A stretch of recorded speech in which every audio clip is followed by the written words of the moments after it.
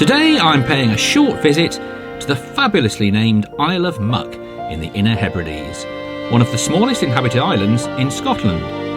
The boat from Mallaig drops me off at the main settlement, Port Mor. Whilst I walk towards the tea room to get a hot drink and some shelter, here's some history of the Isle of Muck.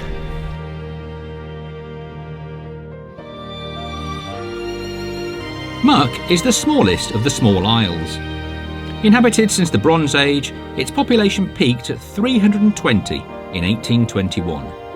The Macleans, who then owned the island, preferred sheep to people and sent almost half the population off to Canada. Above Port Mor you can see the outline of the village, where the remaining islanders eked out a living until most of them also left. The Macleans too have long since departed. The island transferred to the MacEwen family in 1913.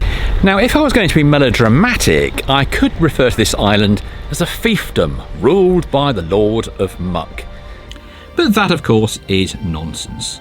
The previous Lord of Muck, the legendary Lawrence McCuan, brought a unique brand of benevolent paternalism to the island that was both progressive and innovative. "I believe in evolution, not revolution," he once stated. So the MacEwen family own the properties on the island, and to be honest, it's fantastic. You couldn't ask for better landlords and a better community. And obviously, living in a community like this, you can't have any grudges. You have to resolve things pretty much there and then, otherwise you would never get along. Because there's only just over 35 of us now at the moment, so we need to obviously coexist with each other.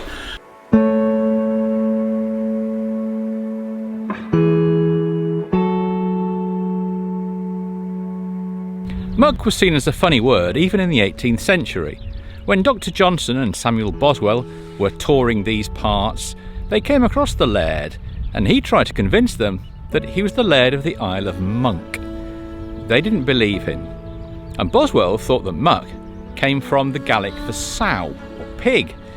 In fact, it's thought that it actually refers to sea pig or porpoise, the Isle of Porpoise. So what is it that attracts people to live on this tiny island?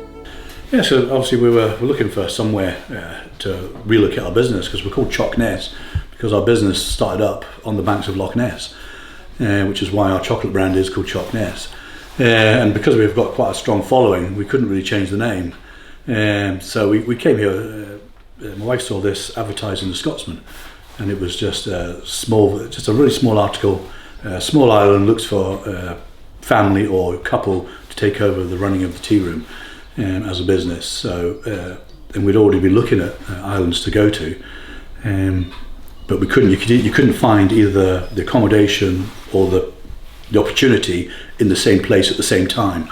So this was ideal, because the relocation here comes with a premises. You can't physically own anything on Muck. You have to obviously lease it. Is the population looking to grow? Because 35 is on that verge of... Well, we have a school, so we have a nursery teacher, and we do have a primary school teacher. So at the moment we've got, I think there's 4 in the primary and 1 in nursery. We've got 2 newborns on the island. They've been born with it. One was born 11 months ago, and 1 probably about 4 months ago. And we've got 2 teenagers that have to go off to Mallaig.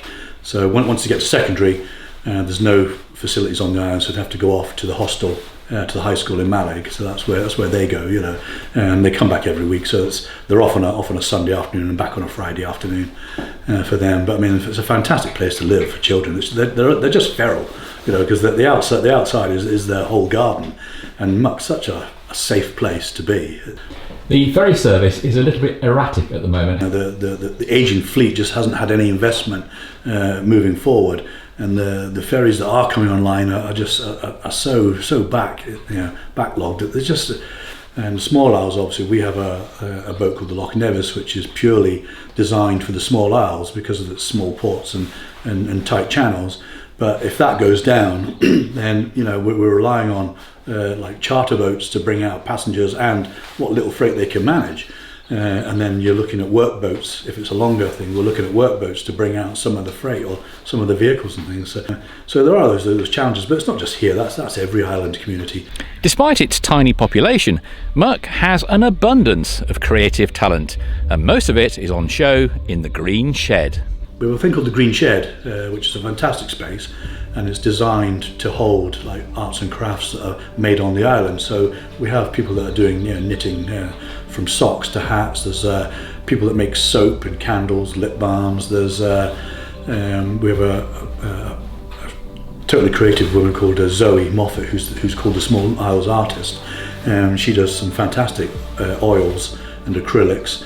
She also does like postcards, and there's lots of things in there to captivate, and plus most of the paintings that we have in the tea room are commissioned by Zoe.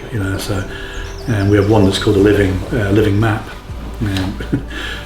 So what happens is that anything new that happens on the island, I get Zoe to add to it. So there's different things that so every year there's little bits added to it that are really relevant to the islanders.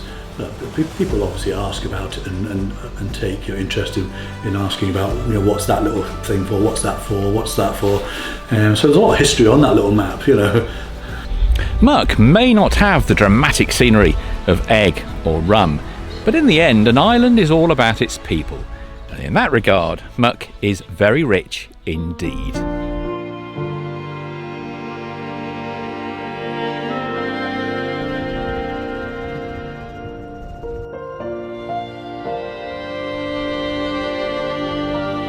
Alas, I have to run for the boat, or I'll be stuck here for at least 2 days.